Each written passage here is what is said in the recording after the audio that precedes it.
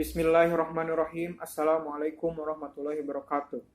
Perkenalkan, nama saya Ardi Muhammad Fauji. Saya dari kelompok 5, kelas 1C.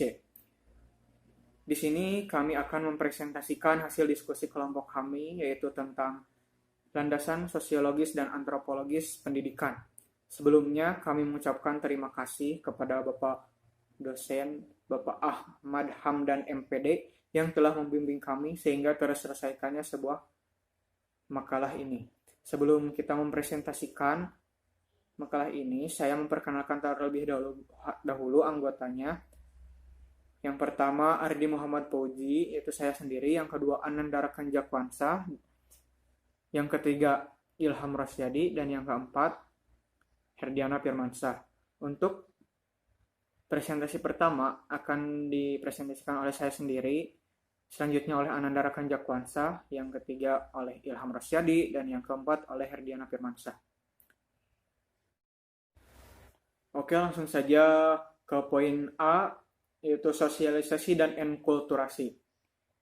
Individu, masyarakat, dan kebudayaan, dan tentang kependidikan sebagai sosialisasi dan enkulturasi.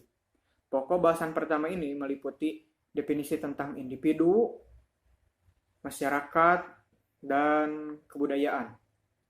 Oke, langsung saja masuk ke poin individu. Individu adalah manusia perseorangan yang memiliki karakteristik sebagai kesatuan yang tak dapat dibagi, memiliki perbedaan dengan yang lainnya sehingga bersifat unik, serta bebas mengambil keputusan atau tindakan atas pemilihan dan tanggung jawabnya sendiri. Bisa disebut otonom. Poin selanjutnya yaitu masyarakat. Masyarakat didefinisikan oleh Ralph Litton sebagai setiap kelompok manusia yang telah hidup dan bekerja bersama cukup lama sehingga mereka dapat mengatur diri mereka dan menganggap diri mereka sebagai satu kesatuan dengan batas-batas yang dirumuskan dengan jelas. Sejalan dengan definisi dari Ralph Litton, Selo Semarjan mendefinisikan masyarakat sebagai orang-orang yang hidup bersama yang menghasilkan kebudayaan. Mengacu kepada dua definisi tersebut,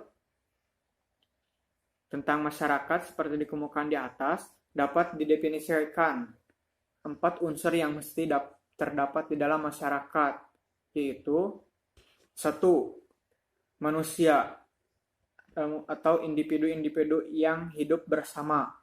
Yang kedua, mereka melakukan interaksi sosial dalam waktu yang cukup lama. Yang ketiga, mereka mempunyai kesadaran sebagai satu kesatuan. Dan yang keempat, mereka merupakan salah satu sistem hidup bersama yang menghasilkan kebudayaan. Sehingga setiap individu di dalamnya merasa terikat satu dengan yang lainnya.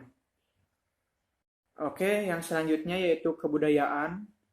Kebudayaan adalah keseluruhan sistem gagasan, tindakan yang hasil karya manusia dalam rangka kehidupan masyarakat yang dijadikan milik diri manusia dengan belajar. Ada 3 jenis wujud kebudayaan. Ketiga wujud kebudayaan tersebut adalah yang pertama, wujud kebudayaan sebagai satu kompleks dari ide-ide, gagasan, nilai-nilai, norma-norma, peraturan-peraturan, dan lain-lain. Yang kedua, wujud kebudayaan sebagai satu kompleks aktivitas kelakuan berpola dari manusia dalam masyarakat.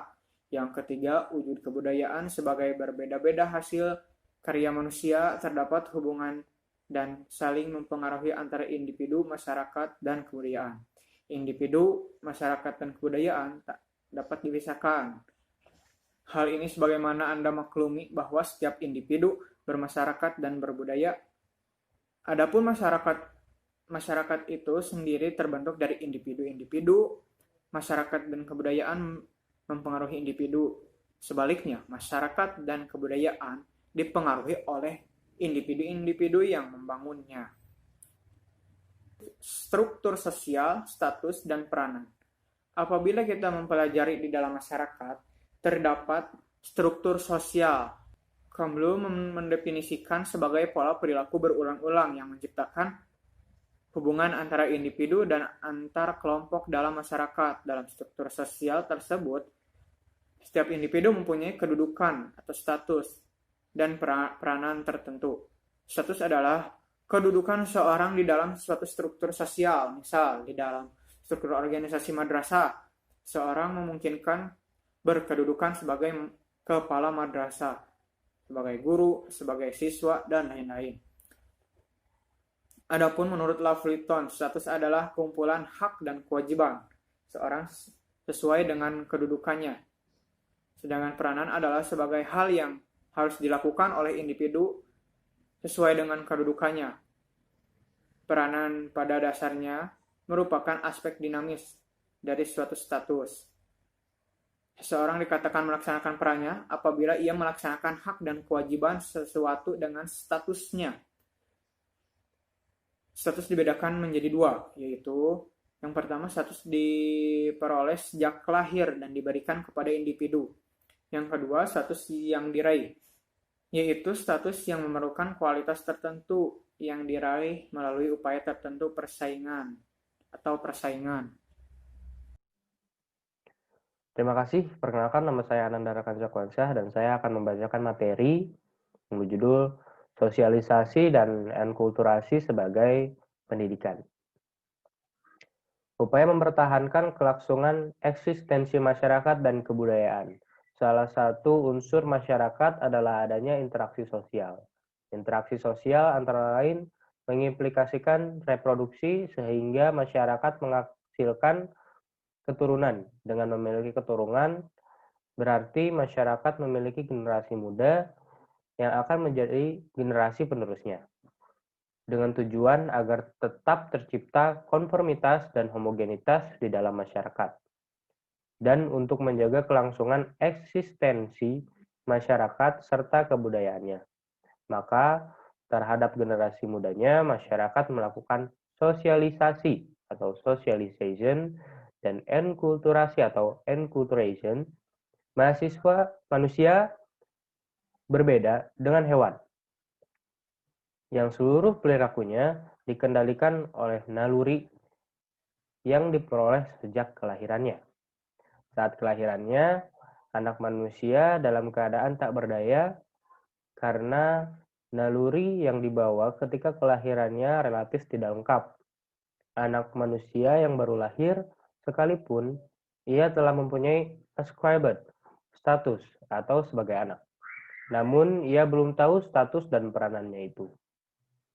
Ia juga belum tahu dan belum mampu melaksanakan berbagai status dan peranan lainnya di dalam masyarakat yang harus diraihnya, atau achieved status.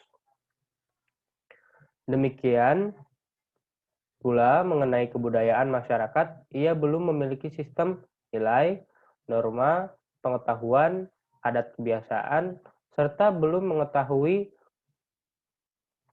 dan belum dapat menggunakan dengan tepat berbagai benda sebagai hasil karya masyarakatnya. Anak manusia harus belajar dalam waktu yang relatif lebih panjang untuk mampu melaksanakan berbagai peranan sesuai statusnya dan sesuai kebudayaan masyarakatnya. Berbagai peranan harus dipelajari oleh anak atau individu anggota masyarakat melalui proses sosialisasi. Adapun mengenai kebudayaan perlu dipelajarinya melalui enkulturasi. Jika anak tidak mengalami sosialisasi atau enkulturasi, maka ia tidak akan dapat berinteraksi sosial. Ia tidak akan dapat melaksanakan tindakan sosial sesuai status dan peranannya, serta kebudayaan masyarakatnya. Contohnya adalah perilaku anak-anak yang hidup dengan binatang sebagaimana dikemukakan Anne Rolet yang dalam sosialisasi dan enkulturasi. Apabila ditinjau dari sudut masyarakat, sosialisasi dan enkulturasi merupakan fungsi masyarakat dalam rangka mengantarkan setiap individunya, khususnya generasi muda, ke dalam kehidupan bermasyarakat dan berbudaya.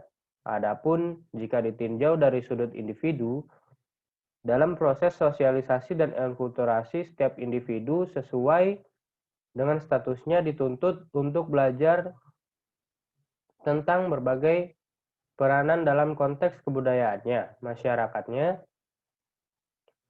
sehingga mereka mampu bermasyarakat dan berbudaya. Menurut Peter L. Berger, sosialisasi adalah suatu proses di mana anak belajar menjadi seorang anggota yang berpartisipasi dalam masyarakat. Kamanto Sunarto 1993. Yang mempelajari individu melalui sosialisasi ini adalah peranan-peranan dalam proses sosialisasi. Individu belajar untuk mengetahui peranan yang harus dijalankannya serta peranan-peranan yang harus dijalankan orang lain. Melalui penguasaan peranan-peranan yang ada dalam masyarakat ini, individu yang akan dapat berinteraksi dengan orang lain. Sedangkan enkulturasi adalah suatu proses di mana individu belajar cara berpikir, cara bertindak, dan merasa yang mencerminkan kebudayaan masyarakatnya. Herkovits menyatakan bahwa sosialisasi menunjukkan proses pengintegrasian individu ke dalam sebuah kelompok sosial. Sedangkan enkulturasi adalah proses perolehan kompetensi budaya untuk hidup sebagai anggota kelompok. Imron Manan 1989. Dalam uraian di atas,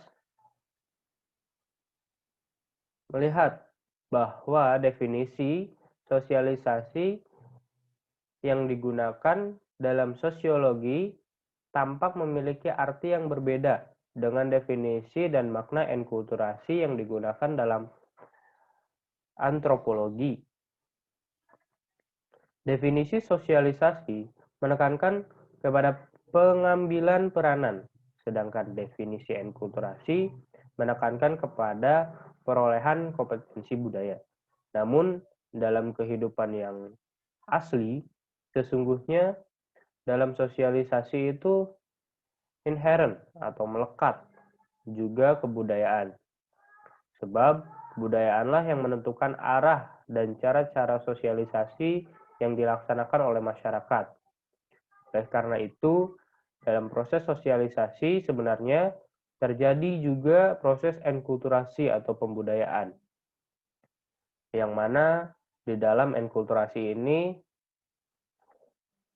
seorang individu mempelajari dan menyelesaikan alam pikiran serta sikapnya dengan adat istiadat, sistem norma, dan peraturan-peraturan yang hidup dalam kebudayaannya. Kunjaningrat 1985. Demikian pula sebaliknya, bahwa di dalam enkulturasi sesungguhnya terjadi juga proses sosialisasi pendidikan. Antara lain dikemukakan bahwa pendidikan diupayakan agar peserta didik mampu hidup bermasyarakat dan berbudaya. Sesungguhnya, sehubung dengan itu, apabila ditinjau dari sudut pandang sosiologi, pendidikan identik dengan sosialisasi, sedangkan apabila ditinjau dari sudut pandang antropologi, pendidikan identik dengan enkulturasi, karena di dalam proses sosialisasi, hakikatnya terjadi juga proses enkulturasi. Dan sebaliknya, bahwa di dalam enkulturasi juga terjadi proses sosialisasi. Dalam konteks ini, maka pendidikan hakikatnya meliputi sosialisasi dan enkulturasi. Selanjutnya, materi ini akan disampaikan oleh Ilham Rosadi.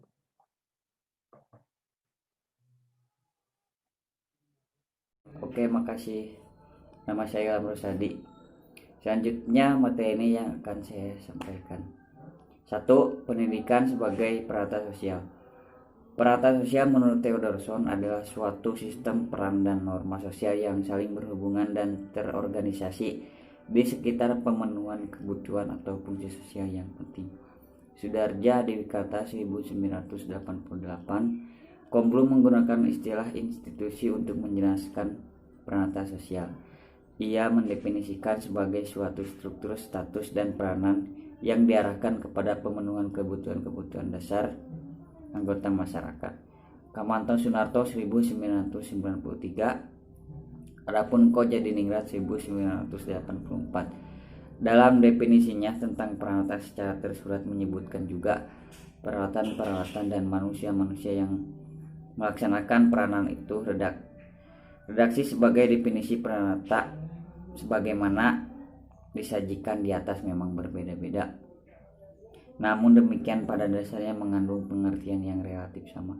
Esensinya dapat Anda pahami bahwa peralatan sosial merupakan suatu sistem aktivitas yang khas dari suatu kelakuan berpola. Aktivitas yang khas ini dilakukan oleh berbagai individu atau manusia yang mempunyai status dan peran masing-masing yang saling berhubungan atau mempunyai struktur mengacu kepada sistem ide, nilai, norma, atau tata kelakuan tertentu.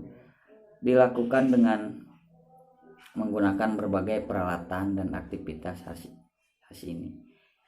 Berfungsi untuk memenuhi kebutuhan dasar anggota masyarakat.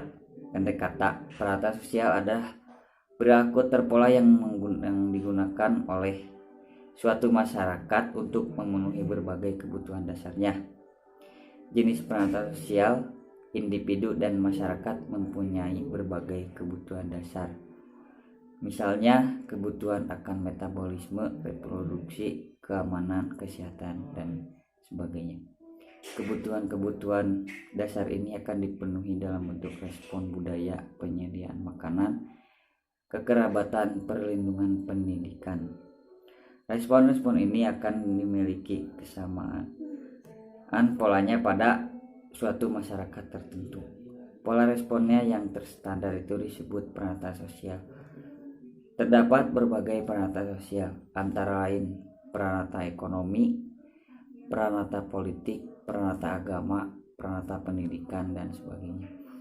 Peralatan pendidikan adalah salah satu peralatan sosial dalam rangka proses sosialisasi atau akulturasi untuk mengantarkan individu ke dalam kehidupan bermasyarakat dan berbudaya, serta untuk menjaga kelangsungan eksistensi masyarakat dan kebudayaan. Antara lain mengemukakan bahwa sebagai lembaga pendidik, formal sekolah mempunyai karakteristik sebagai berikut. 1. Sekolah mempunyai fungsi atau tugas khusus dalam bidang pendidikan. 2. Sekolah mempunyai tatanan nilai dan norma yang dinyatakan secara tersurat. 3. Sekolah mempunyai program yang terorganisasi dengan ketat. 4. Kredensial dipandang penting baik dalam penerimaan siswa baru maupun untuk menunjukkan bukti kelulusan. Formalitas sekolah merambas ke dalam kurikulum dan pembelajaran. Formalitas sekolah berakar pada status para individu dan menjadi komponennya, serta sistem nilai dan norma yang serba resmi. Perlu kita sadari bahwa selanjutnya formalitas tersebut merambas ke dalam kurikulum dan cara-cara pembelajarannya. Misal, belakangan disinyalir bahwa kurikulum formal sekolah berisi mata pelajaran yang bersifat terpisah atau terintegrasi dalam prakteknya kurikulum aktual. Cara-cara pembelajaran pun menjadi begitu formal, sehingga pembelajaran menjadi artifisial, dibuat-buat atau membosankan. Pendidikan tereduksi menjadi hanya sebatas pengajaran atau latihan saja. Semua ini pada akhirnya dapat menimbulkan hasil pendidikan yang kurang sesuai dan harapan masyarakat maupun individu. Misal, pendidikan sekolah menjadi parsial atau memihakkannya untuk mengembangkan aspek tertentu saja dari kepribadian peserta didik atau teruntuk bersifat intelektual, kurang mengembangkan keseluruhannya. Pendidikan di sekolah menjadi makin jauh dari kenyataan di dalam masyarakatnya. Hasilnya bagi lulusan sekolah yang tidak memiliki kecakapan hidup, mereka tidak mampu memecahkan masalah yang dihadapi dalam hidupnya di dalam masyarakat. menganggur, merasa asing hidup di dalam lingkungan masyarakatnya sendiri. Jika demikian, hanya dalam lingkungannya masyarakat akan setuju dengan Ivan Illich yang pernah menyerukan pembubaran sekolah. Sekolah memang adalah lembaga pendidik formal, tetapi barangkali perlu disadari bahwa formalitas itu jangan sampai mengurangi makna pendidik dalam rangka sosialisasi, akulturasi, dan seterusnya, yang secara keseluruhannya disebut dengan istilah humanisasi. Dengan memperhatikan hal tersebut, kiranya sekolah akan tetap mempunyai hubungan fungsional dua arah dengan masyarakat, dibutuhkan dan didukung masyarakatnya. Fungsi pendidikan sekolah. Dari sekian versi tentang fungsi pendidikan sekolah dapat dikemukakan fungsi-fungsi sebagai berikut. 1. Fungsi transmisi kebudayaan masyarakat. 2. Fungsi sosial atau memilih dan mengajarkan peranan sosial. 3. Fungsi integrasi sosial. 4. Fungsi mengembangkan kepribadian individu anak. 5. Fungsi mempersiapkan anak untuk suatu pekerjaan. 6. Fungsi inovasi atau mentransformasi masyarakat. 2. Pendidikan informal, formal, dan non-formal. Idealnya pendidikan dijalani individu sepanjang hayat. Dalam rangka pendidikan yang berlangsung sepanjang hayat tersebut, pendidikan berlangsung secara informal, formal, dan non-formal di berbagai lingkungan pendidik. Sehubungan dengan itu, maka dapat dikenal adanya 3 jenis lingkungan pendidik, yaitu lingkungan pendidikan informal, lingkungan formal, dan lingkungan pendidikan non-formal. Lingkungan pendidikan informal. Pendidikan informal adalah pendidikan yang berlangsung atau terselenggara secara wajar atau alamiah di dalam lingkungan hidup sehari-hari. Pendidikan informal antara lain berlangsung di dalam keluarga, pergaulan anak sebaya, pergaulan di tempat bekerja, atau kegiatan ritual keagamaan, pelaksanaan adat kebiasaan oleh masyarakat, dan sebagainya. Pengetahuan sikap, nilai-nilai norma, adat kebiasaan, dan keterampilan-keterampilan tertentu diwariskan masyarakat dan diperoleh anak atau individu anggota masyarakat, antara lain melalui pendidikan yang bersifat informal itu. A. Pendidikan informal dalam keluarga. Keluarga merupakan unit sosial terkecil yang bersifat universal. Artinya terdapat di setiap tempat dimanapun. Dalam arti sempit, keluarga adalah unit sosial yang terdiri atas 2 orang, suami istri atau lebih, ayah, ibu, dan anak. Adapun dalam arti luas, keluarga adalah unit sosial berdasarkan hubungan darah atau keturunan yang terdiri atas beberapa keluarga dalam arti sempit. Jenis atau bentuk keluarga menurut Kamanto Sunarto 1993, keluarga dapat dibedakan dalam berbagai macam bentuk berdasarkan keanggotaannya. Keluarga dibedakan menjadi keluarga batih dan keluarga luas. Keluarga batih adalah keluarga kecil yang terdiri atas ayah, ibu, dan anak, sedangkan keluarga luas adalah keluarga yang terdiri dari beberapa keluarga batih. Keluarga memiliki berbagai fungsi, antara lain fungsi efektif, fungsi biologis, fungsi proteksi, fungsi ekonomi, fungsi pendidikan, fungsi religius, mundok. Terdapat 4 fungsi keluarga yang bersifat universal, yaitu 1. Sebagai peranata yang membenarkan hubungan seksual antara pria dan wanita dewasa berdasarkan pernikahan. 2. Mengembangkan keturunan. 3. Melaksanakan pendidikan. 4. Sebagai kesatuan ekonomi. Sekolah memiliki struktur tertentu yang didukung oleh berbagai unsur untuk komponen. Komponen sekolah antara lain terdiri atas 1. Tujuan pendidikan. 2. Manusia, yaitu guru, peserta didik, kepala sekolah, laboran, pustakawan, tenaga administrasi, petugas kebersihan, dan seterusnya. 3. Kurikulum. 4. Media pendidikan dan teknologi pendidikan. 5. Sarana, prasarana, dan fasilitas. 6. Pengelola sekolah. Komponen utama sekolah sebagaimana halnya madrasah yang menjadi Syarat agar sekolah dapat melaksanakan fungsi minimumnya yaitu 1. Peserta didik, 2. Guru dan kurikulum. Makasih sebelumnya. Perkenalkan, nama saya Hardina Firmansyah. Selanjutnya materi akan disampaikan oleh saya. Materi yang akan disampaikan oleh saya bagian C, yang pendidikan non formal.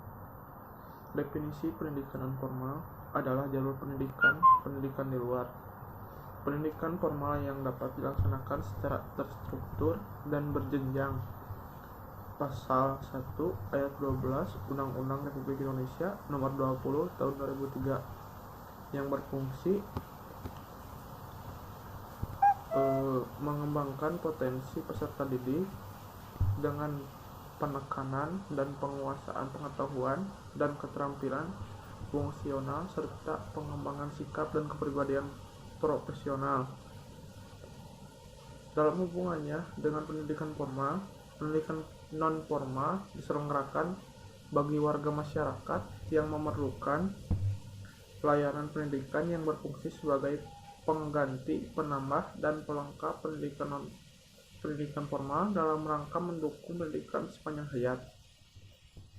Pendidikan non formal meliputi pendidikan kecakapan hidup, pendidikan anak usia dini, pendidikan kepemudaan, pendidikan pemberdayaan perempuan, pendidikan keaksaraan, pendidikan keterampilan dan pelatihan kerja, pendidikan kesetaraan, serta pendidikan lain yang ditunjukkan untuk mengembangkan kemampuan peserta didik. Satuan pendidikan non formal terdiri atas lembaga kursus, pelatihan, kelompok belajar, pusat kegiatan belajar masyarakat, dan majelis taklim, serta satuan pendidikan yang sejenis. Hasil pendidikan non formal dapat dihargai setara dengan hasil program pendidikan formal setelah melalui proses penilaian penyetaraan oleh lembaga yang ditunjuk oleh pemerintah atau pemerintah daerah dengan mengacu pada standar nasional pendidikan. Contoh, hasil belajar paket A dapat disetarakan dengan hasil belajar di SD atau madrasah ibtidaiyah dan sebagai berikut. Pendidikan yang pertama, pendidikan masyarakat dan kebudayaan. Adanya hubungan timbal balik antara pendidikan dengan masyarakat dan kebudayaan. Di dalam masyarakat terdapat pranata-pranata lain atau subsistem lainnya. Terdapat hubungan fungsional antara pranata pendidikan dengan pranata-pranata lainnya, bahkan juga dengan masyarakat sebagai sistem yang melingkupinya.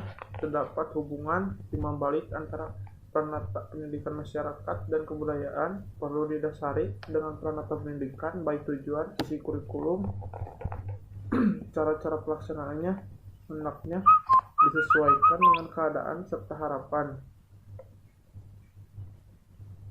lingkup masyarakat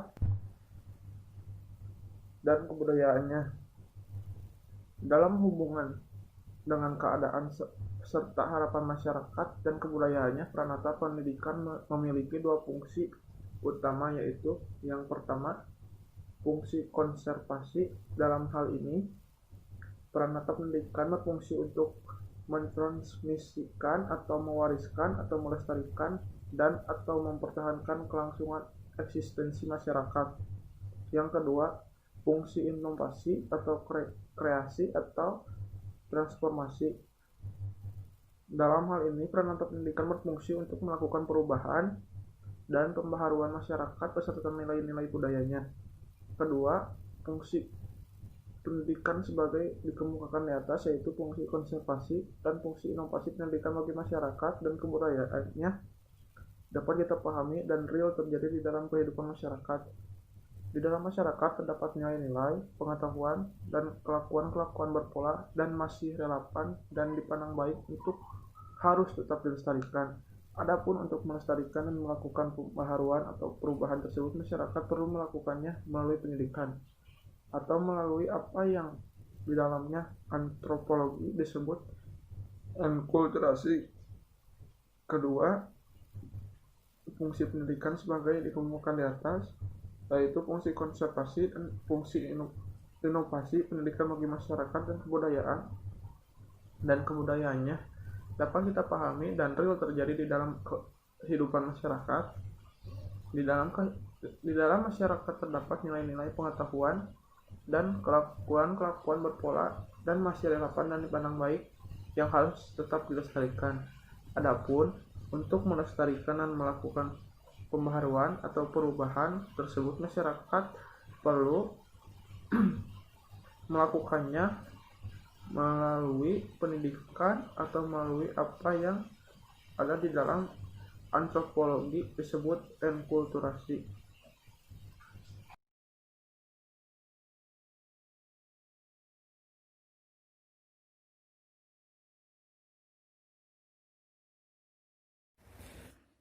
Objek kajian sosiologi adalah masyarakat, dan kita juga tahu masyarakat sudah pasti berkebudayaan.